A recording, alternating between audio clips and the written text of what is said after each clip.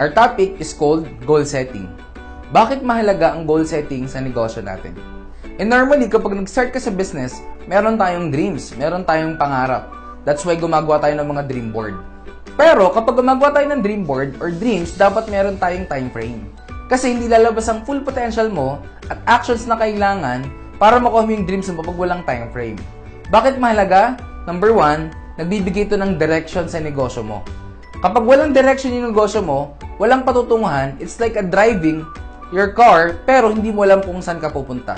Pangalawa, kapag may goal ka, nagsiset to ng aksyon na kailangan mong gawin at effort na ilalabas mo para makuha mo yung goal mo.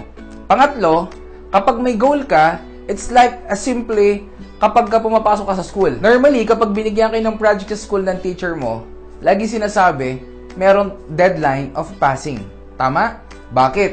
Kasi, kapag ang teacher mo nagbigay sa'yo ng project at sinabi niya, ipasa mo yung project someday, tanong, gagawa ka? Hindi.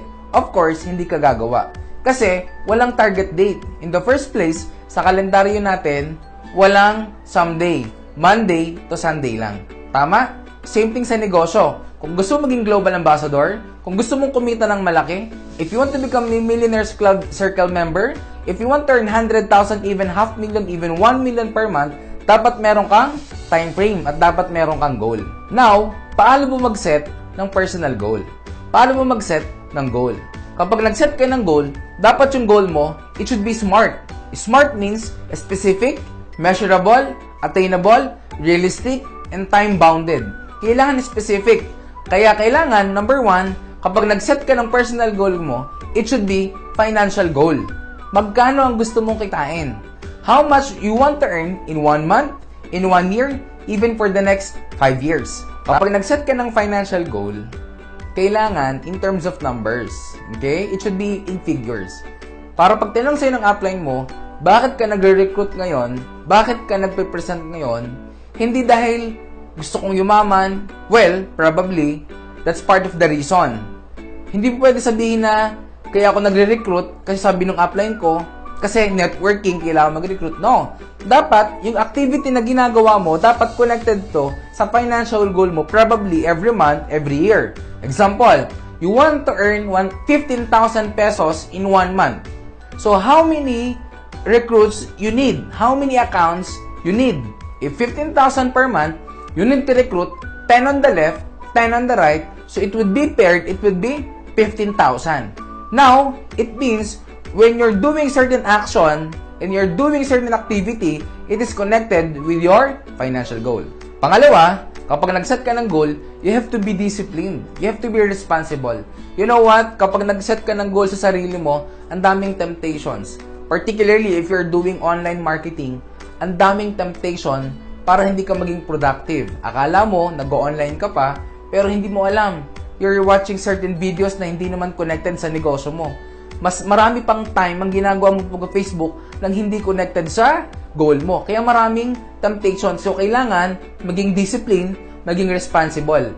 Minsan, kahit, late at night, you have to wake up, kahit na madaling araw na, kailangan mo pang gumising kasi meron kang ka-Skype or ka-chat from Nigeria or even from ibang bansa na baliktad yung time zone mo. So, number 2, you have to be responsible. Third step, sa pag-set ng financial goal, kapag na-hit mo ang goal mo in 1 month or even 3 months, it's up to you. Don't forget to reward yourself. Kailangan, i-reward mo yung sarili mo for the effort na binigay mo. Kailangan i-appreciate mo sa sarili mo yung effort na binigay mo. Do not deprive yourself from rewards. Kasi, kapag na-reward mo sa sarili mo, nakikita mo yung value ng effort na ginawa mo. At the end of the day, kapag na-reward mo yung sarili mo, yung feeling of satisfaction, feeling of being fulfilled, mas magiging, productive ka next month. Kaya wag na wag mo kakalimutan, i-reward yung sarili mo. There are 3 things na kailangan mo consider sa goal setting. Okay? So, number 1, may tinatawag tayo na long-term goal. Number 2, may tinatawag na tayo na short-term goal. And number 3, mayroon na tinatawag na activities. Pag sinabing long-term goal, these are normally goals na medyo malayo pa.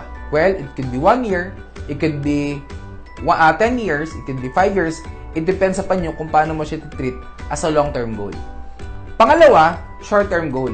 Yung short-term goal mo, kailangan connected ito sa long-term goal mo. Example, kung ang long-term goal mo in 1 year, kumita ka or magkaroon ka ng savings na 120,000 pesos, ang short-term goal mo is magkaroon ng savings na 10,000 pesos per month.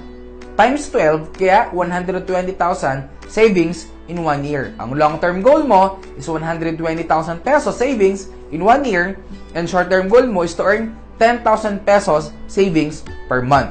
Now, third is, tinatawag natin na daily activities. Hindi ka magkakameron ng short-term goal, hindi mo ma-achieve yung short-term goal mo kapag wala kang ginagawang daily activities. What is your daily activities? Ito yung OPP, ito yung NDO, ito yung ASAP, ito yung pagtitingin sa mga downloads mo, ito yung pag-a-add ng mga friends mo sa Facebook, ito yung ilang yung napapa-ABC or napapa-advise mo sa upline mo. So, ang short-term goal mo, connected to sa daily activities. Here's the application of goal setting. Ito yung typical na example kung paano ginagawa yung goal setting. Let's make with numbers. Okay? So, ito example na to is a perspective kapag naka-single account ka. Okay? So, example, kapag naka-single account ka, ang goal mo is kumita ng 500,000 gross income in 1 year. Pag sinabing gross, hindi siya net. Kapag sinabing gross, kasama yung GC, kasama yung tax, okay? 500,000 gross in 1 year. So, the question is, if 500,000 gross income in 1 year is your long-term goal, ano ang magiging short-term goal mo or monthly goal mo? Definitely, kailangan mong kumita gross ng 41,666 pesos in 1 month. That's 500,000 divided by 12, okay? So, lalabas yung 41,666. Kung ang goal mo is kumita gross income of 41,666 in 1 month, divided by 1,500 or 1.5 dun sa match sales bonus natin. Therefore, ang goal mo is magkameron ng 28 pairs. Ibig sabihin, 28 sa left, 28 sa right. Ibig sabihin, 28 pairs para ma-downgrade natin in 2 weeks. So, 28 pairs divided by 4, ang lalabas dyan, you have to have 7 pairs per week. Ibig sabihin, 7 sa left, 7 sa right. So, more or less, ibig sabihin, 7 times 2, you have to have a 14 pay-ins per week. If 14 pay-ins divided by 7 para makuha natin yung daily. So, you have to have at 2 pay-ins daily. So, more or less, kung dalawang pay ng goal mo every day, ilang OPP ang kailangan mong i-conduct. Lagay natin sa ratio na 10:2. Out of 10 na OPP mo, 8 hindi sumasali, 2 sumasali. Therefore, you have to have 10 OPPs every day. Yung set naman na ito yung goal setting kapag naka 7 heads ka. Ang laking advantage actually pag naka 7 heads ka. Well, for me, lagi nating sinasabi, kung gagawin mo lang din ang business, don't let yourself na single account lang. Igo-goal mo na maka 7 heads ka. Kung isang bagsak na 7 heads, mas maganda. Bakit? Even sa goal setting, even sa production ng 7 heads, sobrang laki ng pinagkaiba.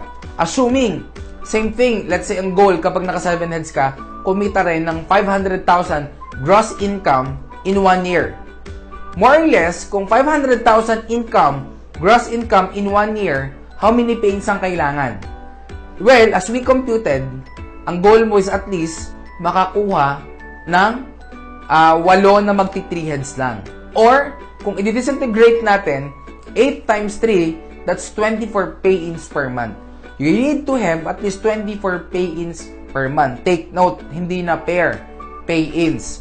So, 24 pay-ins divided by 4, that is 6 pay-ins per week.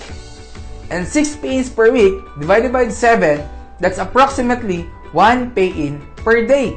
So, ang ratio, kung 20% is 10:2 or 5:1, you need to have at least 5 OPPs every day para magkameron ng isang pay-in every day. And guess what? Ang result niyan, more than pa sa goal mo na 500,000. As we computed, that is exactly 648,000 pesos to gross income in 1 year. Kung matagal ka na namang member at ngayon mo lang na-realize itong goal setting at meron ka ng downline, it means meron ka ng waiting points. Now, iba naman ang goal setting kapag meron ka ng waiting points.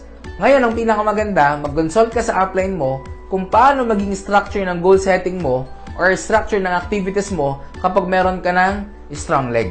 So guys, I hope yung goal ninyo, makuha ninyo, and I hope and I pray that this year will be the year na makukuha mo na ang mga pangarap mo dito sa AIM Global. God bless, more power, and AIM World!